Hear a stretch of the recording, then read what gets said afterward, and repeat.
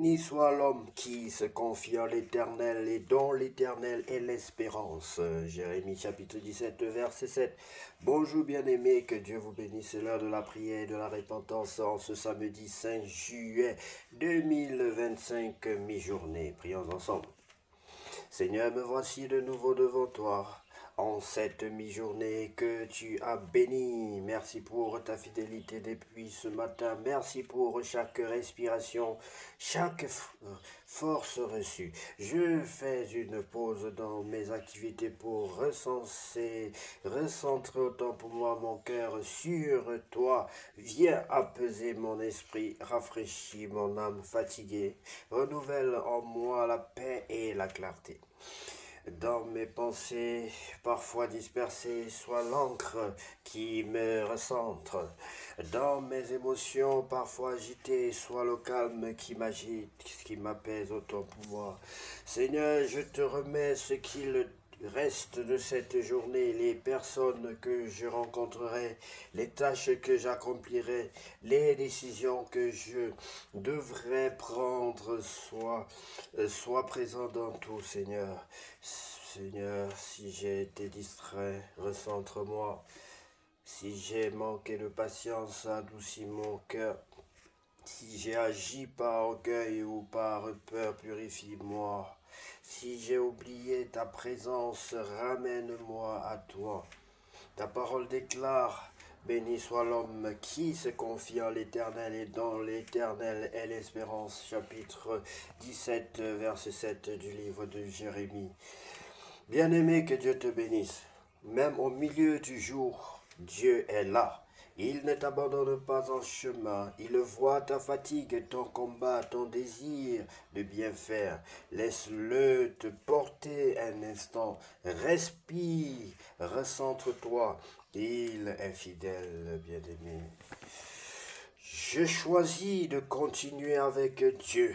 Je ne me laisse pas voler ma paix. Je suis en sécurité dans sa main. Il m'accompagne jusqu'au soir. Seigneur, donne-moi l'énergie qu'il me manque, la sagesse pour la suite et l'amour pour ceux que je côtoie. Je te remets tout à nouveau. Sois glorifié dans cette journée. Au nom de Jésus-Christ, j'ai ainsi prié. Amen. Bien-aimé, sois béni. Que le Seigneur, Dieu Tout-Puissant, et l'Éternel Dieu Tout-Puissant soit ton partage. Qu'il t'accompagne dans toutes tes entreprises aujourd'hui. Au nom de Jésus-Christ. Bien-aimé, si tu n'as pas encore reçu le Seigneur Jésus-Christ dans ta vie, comme ton sauveur personnel et ton Seigneur, je veux t'inviter à prier avec moi. Prends la position qui honore ton Dieu et répète cette prière après moi. Seigneur Jésus-Christ, je reconnais que je suis un pécheur et je t'abandonne ma vie. Je te demande pardon pour tous mes péchés. Seigneur Jésus, prends possession de ma vie. Seigneur Jésus, lave-moi par le sang de l'agneau. Seigneur Jésus, délivre-moi du mal. Fais de moi ton enfant, Seigneur. Transforme-moi, Seigneur. Baptise-moi et remplis-moi de ton Esprit Saint. Je t'en supplie, Père Saint. Au nom de Jésus-Christ de Nazareth, fais de moi ton enfant, Seigneur. Guéris-moi, Seigneur. Je m'abandonne entre tes mains. Je dépose au pied de la croix tous mes fardeaux. Je dépose au pied de la croix tous mes soucis. Je dépose au pied de la croix toute maladie, toute infirmité, tout état mental, toute maladie, toute cécité, toute forme d'imperfection dans ma vie. Au nom de Jésus-Christ.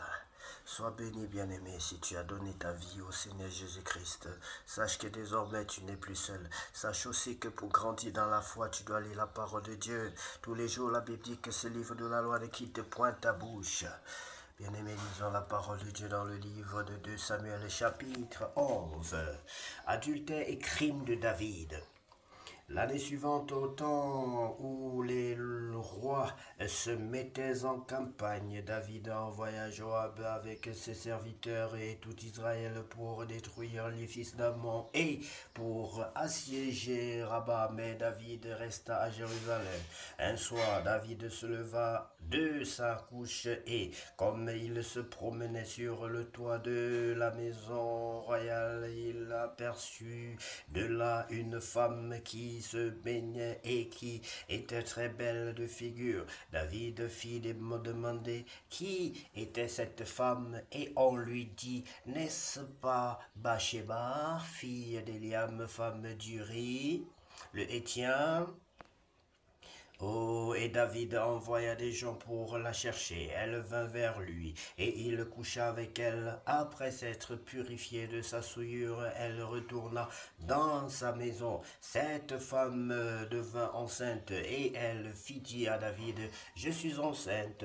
Alors David expédia cet ordre à Joab, envoie-moi Uri, le Héthien. Et Joab envoya Uri à David. Voilà le péché de David, bien-aimé. Il continue, il est dans la légèreté, il est dans la distraction et le péché va grandir davantage.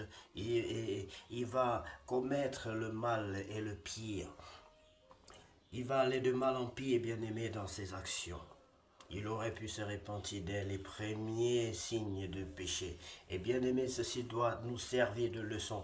Lorsque nous commettons un péché, un impair, nous devons demander aussitôt pardon à Dieu et ne pas avancer dans notre méchanceté, dans le péché. Elle vint donc vers lui, on a lu. Alors David expédia cet ordre à Joab, envoie-moi Uri le Héthien, et Joab envoya Uri à David.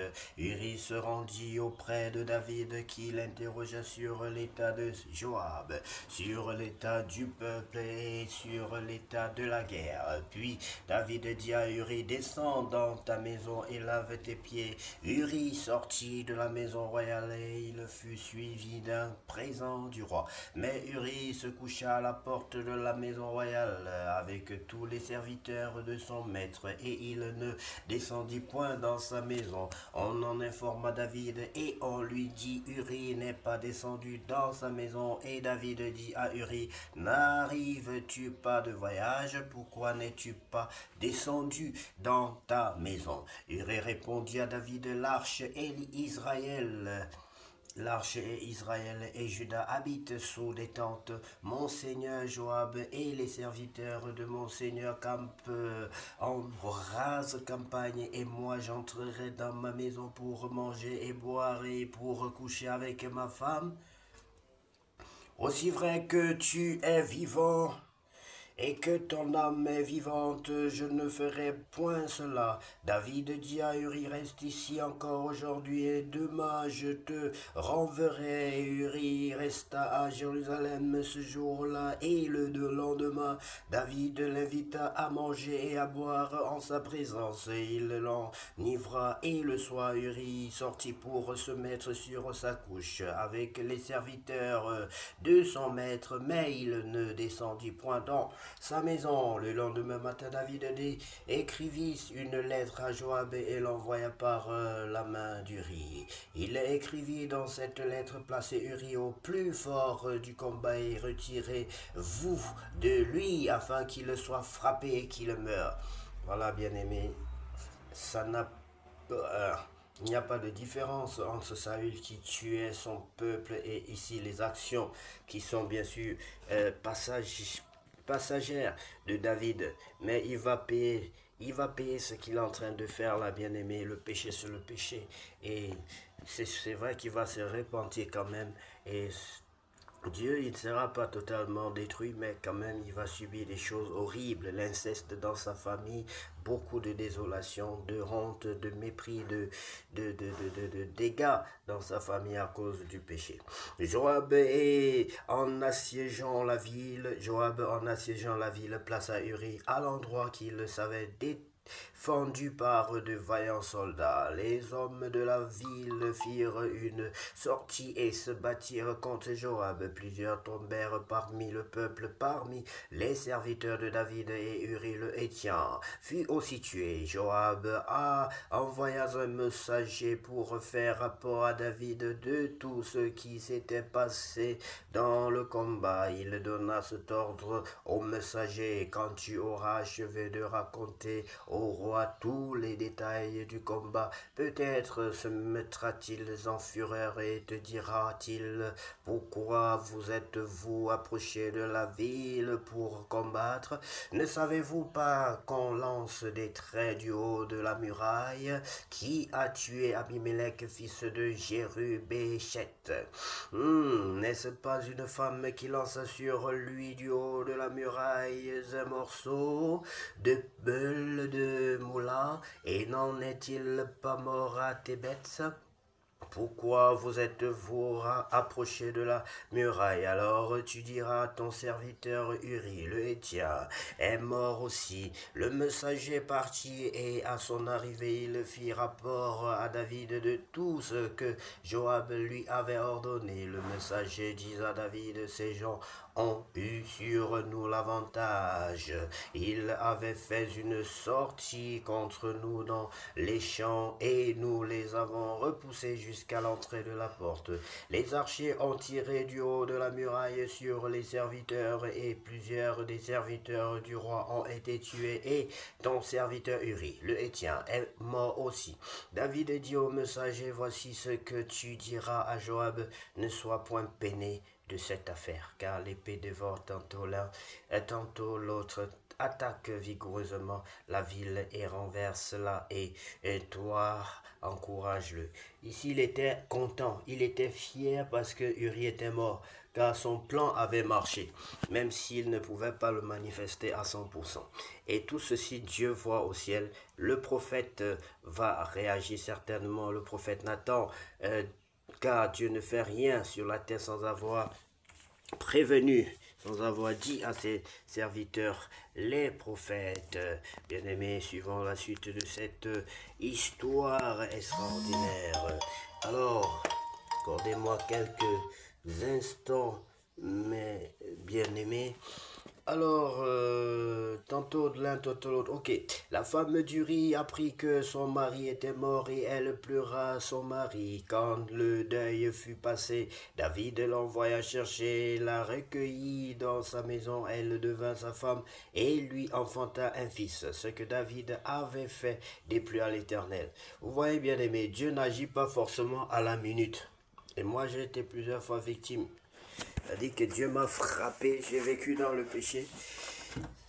Quand tu vis dans le péché, de fois, tu te dis que tout va bien. Mais Dieu te laisse le temps, c'est pour que tu puisses te ressaisir. Dieu te laisse le temps, bien-aimé, c'est pour que tu puisses te ressaisir. Si tu vis dans le péché en ce moment et tu as l'impression que tout va bien, tu as encore le temps de te repentir. Regardez, David va continuer dans le péché au point de prendre la pauvre femme et vivre avec elle jusqu'à faire l'enfant avec elle, bien-aimé. Et vous voyez qu'après Dieu va réagir. Nous lirons la suite de cette histoire-là ce soir, bien-aimé. Que Dieu vous bénisse abondamment et que son esprit soit avec nous. Au nom de Jésus-Christ, que cet après-midi soit le plus beau de tous les après-midi vécus sur cette terre. Puisse la joie du Seigneur être notre partage, l'amour du Seigneur, la paix du Seigneur, la grâce du Seigneur, la joie du Seigneur, la paix du Seigneur, au nom de Jésus-Christ.